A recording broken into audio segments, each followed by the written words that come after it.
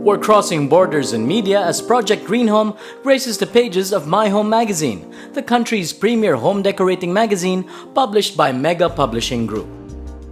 And because we know that we need the knowledge and expertise of the top guns in the architecture and design industry, we're sitting down with some of Mega Publishing Group's editors to pick their brains on how to successfully design a green home inside and out. First thing to consider in planning and designing an eco-friendly home is the site itself. You don't build a house in an improper site, and the best site for any house is as natural a site as can be found. That means it has naturally good orientation for the sun, naturally good orientation to catch the breezes, naturally good slope so that you don't have any drainage problems. As much as possible, find a neighborhood or community that's as far away from city centers or polluted areas as possible.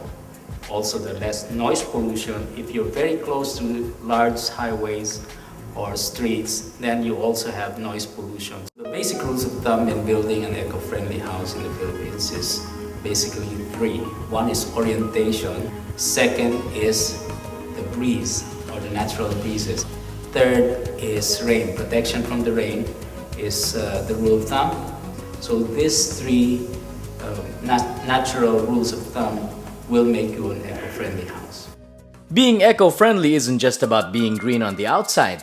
It's also about applying these sustainable principles even in interior design and decorating, from the type of paint we use to the furniture we choose. From the moment of conception, the architect, the interior designer, even the landscape architect should already work together.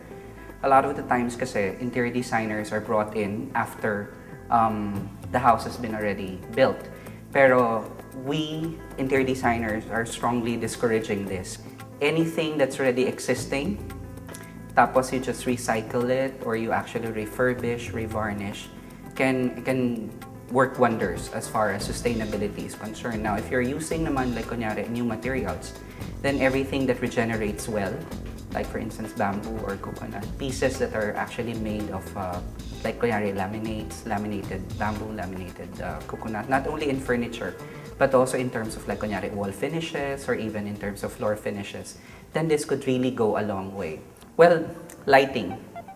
Kasi ngayon, di ba parang there's always this conflict between using fluorescent versus incandescent versus halogens versus LEDs.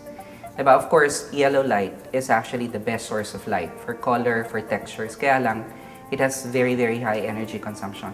On the other hand, fluorescent lighting naman, which is very, very poor in terms of color rendition, has very, very low energy consumption. So parang it's always a toss-up between what is important to you. Is it actually going to be the look, the color, the texture?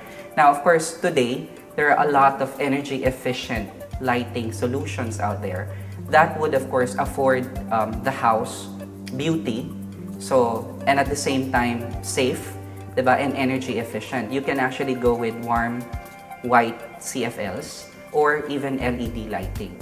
So, layout is integral because if you're able to kunyari position something where there is natural ventilation or natural light, then it would not necessitate the use of electricity or air conditioning for that matter. So when laying out pieces of furniture or areas in the house, like kunyari bedrooms, it's very important that the interior designer or the architect know, like kunyari, when the sun is going to be, at its hottest. Diba? Anything that can actually block off the sun would be a good start. Now, as far as general areas are concerned, the more natural light, natural ventilation that comes into a room, the more energy efficient it is. Naturally, being green can also be taken literally by making sure that even your garden, lawn, or landscapes take eco-friendly principles into consideration. Building an eco-friendly house from the ground up shouldn't be very expensive nor complicated.